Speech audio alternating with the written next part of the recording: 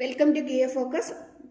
ഇന്ന് നമ്മൾ alcohol phenols ഇത് ആ ചാപ്റ്ററിൽ നിന്നുള്ള ക്വസ്റ്റ്യൻസ് ആണ് നോക്കുന്നത്. PYQs തന്നെയാണ്. ഫസ്റ്റ് ക്വസ്റ്റ്യനിലേക്ക് പോകാം.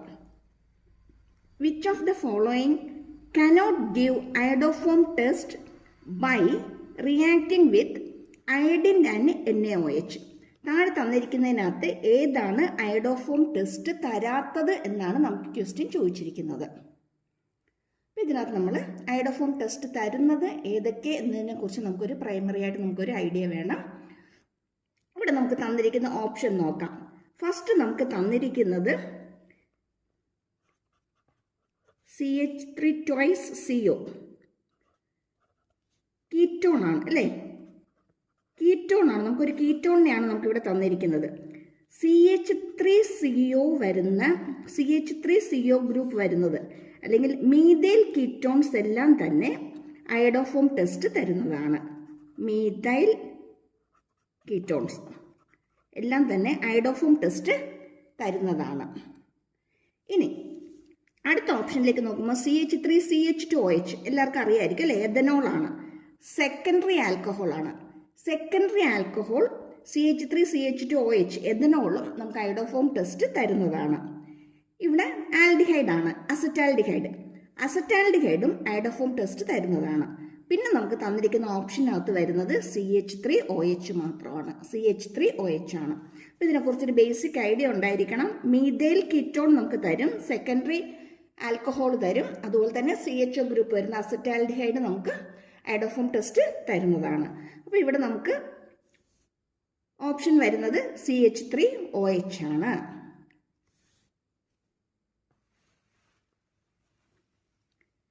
അടുത്ത ക്വസ്റ്റ്യൻ നോക്കി. Salicylic acid is prepared from phenol by താഴെ തന്നിരിക്കുന്ന റിയാക്ഷനകത്ത് ഏത് റിയാക്ഷൻ ആണെന്നാണ് ചോദിച്ചിരിക്കുന്നത്. നമുക്ക് ക്ലിയർ ആയിട്ട് അറിയാം, സ്കൂളിൽ പഠിച്ചിട്ട് നമ്മൾ തിയറി എക്സാമിനൊക്കെ പഠിച്ചു കഴിഞ്ഞതാണ്. കോൾബ് സിന്തസിസ് ആണ് അല്ലേ?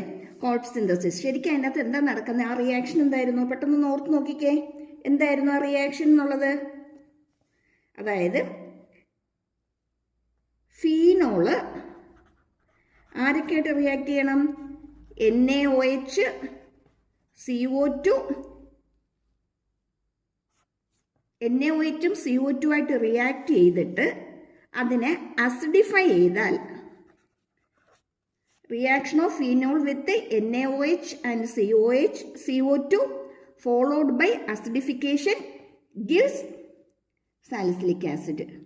കോൾബ്സ് റിയാക്ഷൻ പറയുന്നത്, KR പറയുന്നത്, the reaction of phenol with NaOH and CO2 followed by acidification gives salicylic acid എന്നാണ് അല്ലേ? ആ റിയാക്ഷൻ മെക്കാനിസം ജസ്റ്റ് ഒന്ന് ഓർത്ത് നോക്കണേ. കുറേ പേരെങ്കിലും ഓർക്കുന്നുണ്ടാവും, കുറച്ച് പേരൊക്കെ ചിലപ്പോൾ മറന്നു പോയിട്ടുണ്ടാവും അല്ലേ? അതായത് സ്റ്റെപ്പ് 1 എന്ന് പറയുന്നത് ഫീനോള് NaOH ആയിട്ട് ട്രീറ്റ് ചെയ്യുന്നു. അപ്പോൾ നമുക്ക് എന്ത് കിട്ടും? സോഡിയം ഫീനോക്സൈഡ് കിട്ടും. ഈ സോഡിയം ഫീനോക്സൈഡിനെ കാർബൺ ഡയോക്സൈഡുമായിട്ട് അണ്ടർ പ്രഷറിലാണ്, പ്രഷർ അപ്ലൈ ചെയ്തിട്ട് കാർബൺ ഡയോക്സൈഡുമായിട്ട് റിയാക്ട് ചെയ്യിക്കുമ്പോഴത്തേക്ക് നമുക്കിവിടെ സോഡിയം സാലിസിലേറ്റ് ആയിരിക്കും നമുക്ക് കിട്ടുന്നത്.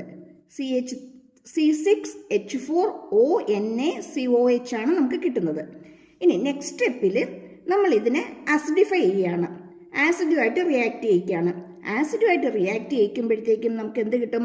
സാലിസിലിക് ആസിഡ് കിട്ടും. C6H4OHCOH. ഇതാണ് കോൾബ്സ് റിയാക്ഷനകത്ത് വരുന്ന സ്റ്റെപ്സ്. അതായത് നമുക്കിവിടെ 3 സ്റ്റെപ്സ് നമുക്ക് മെയിനായിട്ട് പറയുമ്പം ഫസ്റ്റ് സ്റ്റെപ്പ് എന്ന് പറയുന്നത് ഫീനോക്സൈഡ് ഫോർമേഷനാണ്. സെക്കൻഡ് എന്ന് പറയുന്നത് കാർബണേഷനാണ്. അടുത്ത നടക്കുന്നത് അസിഡിഫിക്കേഷനാണ്. ഇനി ഓവറോൾ റിയാക്ഷൻ വേണമെങ്കിൽ നമുക്ക് ഒറ്റ സ്റ്റെപ്പിൽ നമുക്ക് എങ്ങനെ എഴുതാം? ഫീനോള് C6H5OH NaOHന്റെ പ്രസൻസിൽ, കാർബൺ ഡയോക്സൈഡിന്റെ പ്രസൻസിൽ, ദെൻ ആസിഡ് അല്ലേ? റിയാക്ട് ചെയ്ത് കഴിയുമ്പോഴത്തേക്ക് നമുക്ക് കിട്ടുന്നത് C6H4OHCOOH, അതായത് സാലിസിലിക് ആസിഡ് ആയിരിക്കും. ക്ലിയർ ആയോ? ഇപ്പം നമ്മളിവിടെ ജസ്റ്റ് കോൾബ്സ് റിയാക്ഷൻ മാത്രമേ പറഞ്ഞിട്ടുള്ളൂ. ഇതുപോലുള്ള റിയാക്ഷൻസ് എല്ലാം നിങ്ങൾ ബുക്കിൽ എവിടെയെങ്കിലും ഒന്ന് നോട്ട് ചെയ്ത് വെക്കണം. ഇതുപോലെ സിമ്പിൾ സ്റ്റെപ്സ് ആയിട്ട് നിങ്ങൾ എഴുതിയിടുക. ജസ്റ്റ് അതിൻ്റെ അകത്ത് നടക്കുന്ന സ്റ്റെപ്സ് എന്താണെന്ന് എഴുതിയിടുക. അത് ഓർത്തിരിക്കാനുള്ള എളുപ്പത്തിന് ജസ്റ്റ് അവിടെ ഓരോ സ്റ്റെപ്പിൽ എന്താ ഫോം ചെയ്യുന്നതെന്നുള്ളത് എഴുതുക. ദെൻ ഓവറോൾ റിയാക്ഷൻ എന്താണെന്നുള്ളത് എഴുതിയെടുക്കുക. അപ്പോഴത്തേക്ക് എക്സാം ഒക്കെ അടുത്ത് വരുന്ന സമയത്ത് നമ്മുടെ ടെസ്റ്റിന് തലേ ദിവസമൊക്കെ നമുക്ക് ജസ്റ്റ് ഒന്ന് മറിച്ച് നോക്കിയാൽ മതി. അല്ലെങ്കിൽ നമ്മളിങ്ങനെ പെട്ടെന്ന് ഇങ്ങനെ ആലോചിച്ച് നോക്കുമ്പോൾ ഏതെങ്കിലും ഒന്ന് ഡൗട്ട് തോന്നുന്നു, ഉടനെ നിങ്ങൾ ബുക്സ് എല്ലാം എടുത്ത് നിങ്ങളിങ്ങനെ മറിച്ച് നോക്കേണ്ട കാര്യമില്ല. ഉടൻ തന്നെ നമുക്ക് എന്ത് ചെയ്യാൻ പറ്റും, നമ്മൾ എഴുതി വെച്ചിരിക്കുന്ന നമ്മുടെ ആ റെഫറൻസ് ബുക്ക് എഴുതി നമ്മൾ തന്നെ പ്രിപ്പയർ ചെയ്ത നമ്മുടെ റെഫറൻസ് ബുക്ക് എടുത്തിട്ട് പെട്ടെന്ന് നമുക്കൊന്ന് മറിച്ച് നോക്കുവാണെങ്കിൽ നമുക്കതെല്ലാം ഒന്ന് ക്ലിയർ ആക്കാനായിട്ട് പറ്റും. പിന്നെ ഈ വീഡിയോസിനകത്ത് ഇടുന്ന കൂടുതലല്ല മെജോറിറ്റി നമ്മൾ ഇട്ടിരിക്കുന്നതെല്ലാം തന്നെ PYQs തന്നെയാണ്.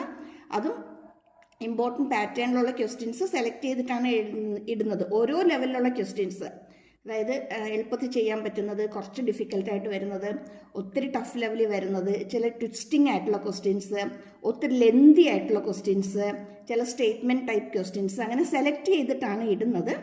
ഇനി ഇത് നിങ്ങൾക്കൊരു സപ്പോർട്ട് മാത്രമാണ്.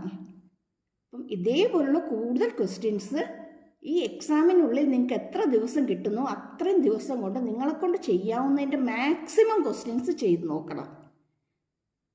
ഈ ഒരു ടൈപ്പ് ക്വസ്റ്റ്യൻ കണ്ടാൽ അതേ ടൈപ്പ് ക്വസ്റ്റ്യൻസ് വേറെ എവിടെയെങ്കിലുമൊക്കെ നിങ്ങൾ കാണുമ്പോൾ ഉടൻ തന്നെ അതെടുത്തങ്ങ് സോൾവ് ചെയ്യാനായിട്ട് നോക്കണം. അല്ലെങ്കിൽ വേറെ എവിടെ നമുക്ക് എന്ത് ക്വസ്റ്റ്യൻസ് നിങ്ങൾക്ക് എവിടെ നിന്ന് കിട്ടണം അതൊക്കെ നിങ്ങൾ കളക്ട് ചെയ്യണം. അതെല്ലാം കളക്ട് ചെയ്തിട്ട് നിങ്ങളെക്കൊണ്ട് ചെയ്യാവുന്നതിൻ്റെ മാക്സിമം ക്വസ്റ്റ്യൻസ് നിങ്ങൾ ചെയ്ത് നോക്കണം. ഇനിയുള്ള കുറച്ച് ദിവസം എന്ന് പറയുന്നത് ഫുൾ നിങ്ങൾ ക്വസ്റ്റ്യൻ സോൾവിങ് മാത്രമായിട്ടിരിക്കണം. റിവൈസ് ചെയ്ത് ടൈം വേസ്റ്റ് ചെയ്യരുതും. ക്വസ്റ്റ്യൻ ചെയ്ത് ഡൗട്ട് വരുന്നത് റിവൈസ് ചെയ്ത് ക്ലിയർ ചെയ്യുക, അങ്ങനെ പോകണം. അല്ലാതെ റിവിഷൻ മാത്രമായിട്ട് ഇരിക്കാൻ പോയി കഴിഞ്ഞാൽ നമ്മൾ എത്ര ഇരുന്നാലും നമുക്ക് തീരത്തില്ല.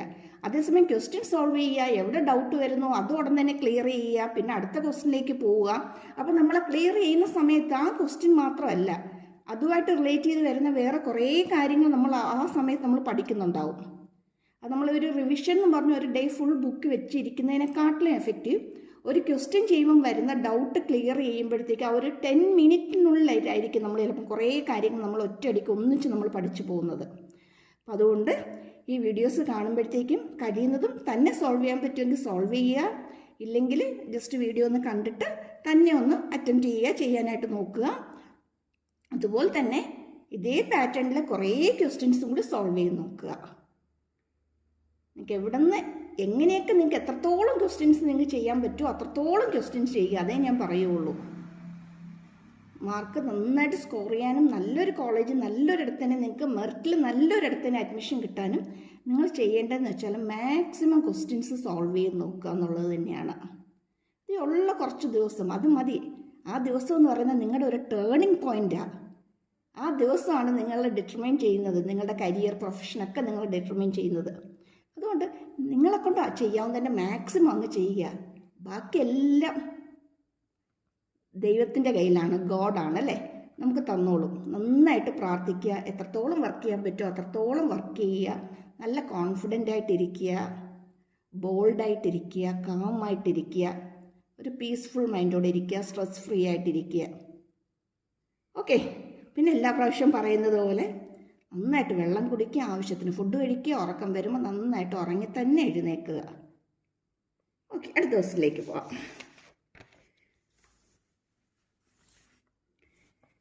അടുത്ത് നോക്കിയേ, COC അല്ലേ, ആംഗിൾ ഇൻ ഈതറിനകത്ത് വരുന്ന ആംഗിൾ എത്രയാണെന്നാണ് ചോദിച്ചിരിക്കുന്നത്. അപ്പോൾ ഈ ഒരു ക്വസ്റ്റ്യൻ പഠിക്കുമ്പോഴത്തേക്കും ഇതുപോലെ ബാക്കി ആംഗിളുമായിട്ട് റിലേറ്റ് ചെയ്ത് വരുന്ന ക്വസ്റ്റ്യൻസ് എത്രത്തോളം ഉണ്ടോ, ടെട്രാഹീഡ്രൽ സ്ട്രക്ചർ വരുമ്പോൾ എങ്ങനെ വരും, വാട്ടർ മോളിക്യൂളിൻ്റെ, അങ്ങനെ ബാക്കിയുള്ളതെല്ലാം നിങ്ങൾ കളക്ട് ചെയ്ത് ഒരു പേജിലേക്ക് എഴുതിയിട്ടേക്കണം. ഇതിനകത്ത് ഞാനിപ്പോൾ ഒരു ക്വസ്റ്റ്യനെ പറഞ്ഞിട്ടുള്ളൂ.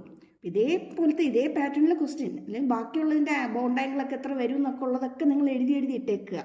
ഡൗട്ട് തോന്നുമ്പോൾ ജസ്റ്റ് എടുത്തൊന്ന് മറിച്ച് നോക്കുക, ക്ലിയർ ചെയ്യുക, ഉടനെ അടുത്തതിലേക്ക് പോയേക്കുക. ഓക്കെ. ഇവിടെ ബോണ്ട് ആംഗിൾ വരുന്നത് എത്രയാണ്? 110 ഡിഗ്രിയാണ്. അതായത് ഈതർ എന്ന് പറയുമ്പോൾ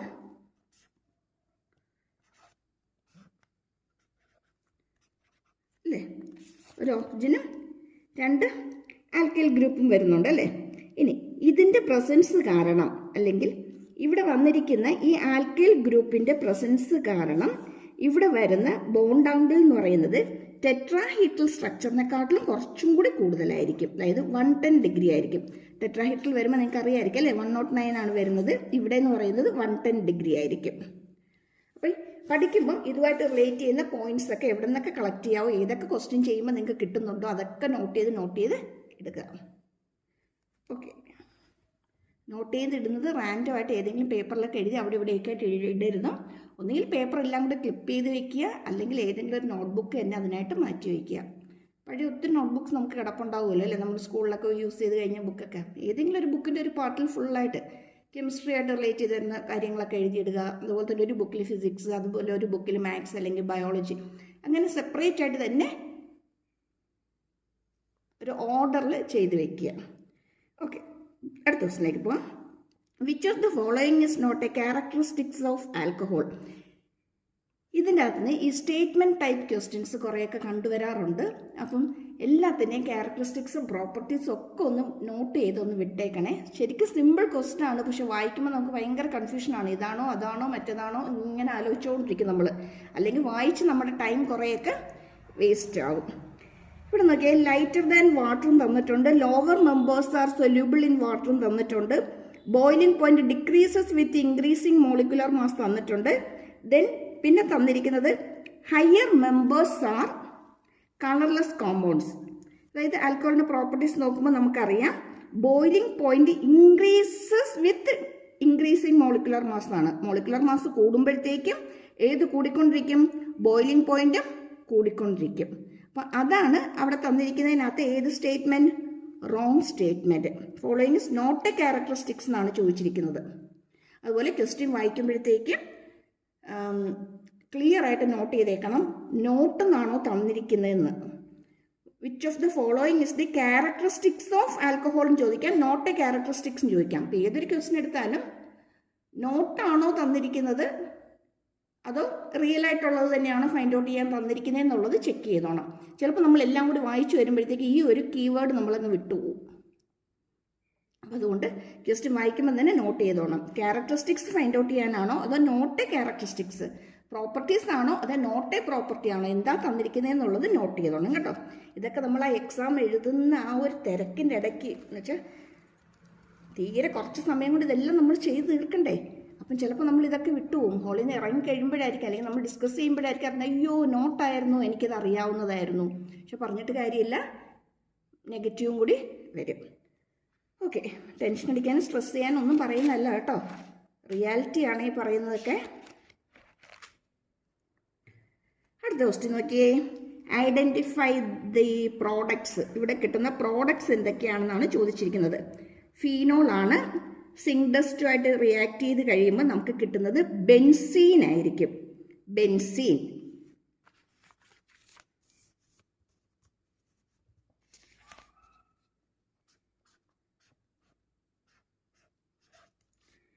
ഫീനോള്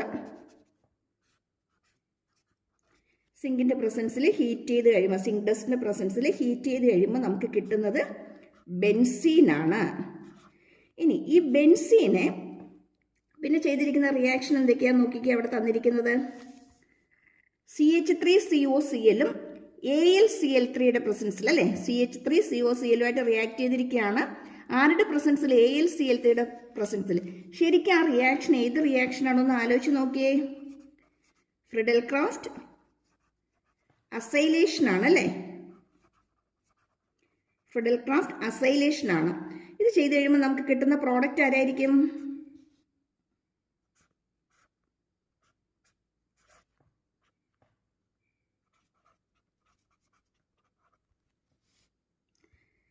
അതായത് നമുക്ക് കിട്ടുന്ന പ്രോഡക്റ്റ് എന്ന് പറയുന്നത് അസറ്റോഫിനോൺ.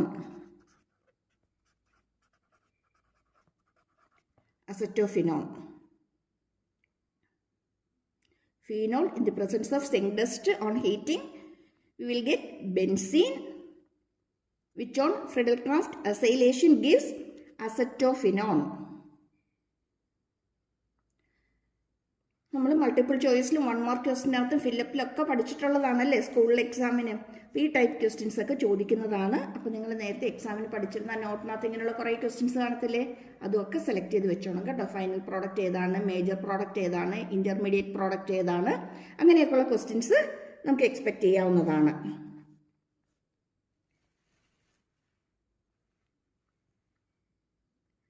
ബെൻസീനും അസറ്റോഫിനോണുമാണ്.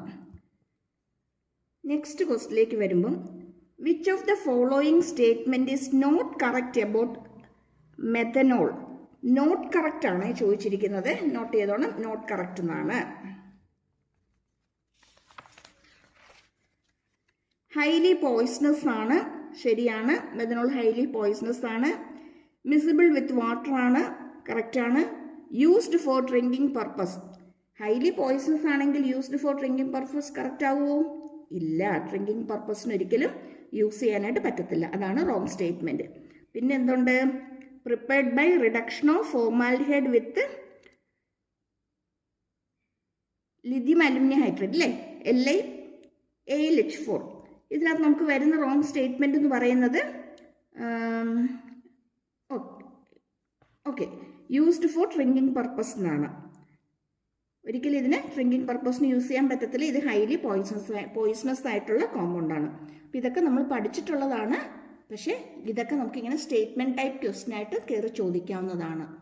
എല്ലാത്തിൻ്റെയും പ്രോപ്പർട്ടീസും ക്യാരക്ടറിസ്റ്റിക്സും ഒക്കെ ഒന്ന് നോട്ട് ചെയ്തോണം.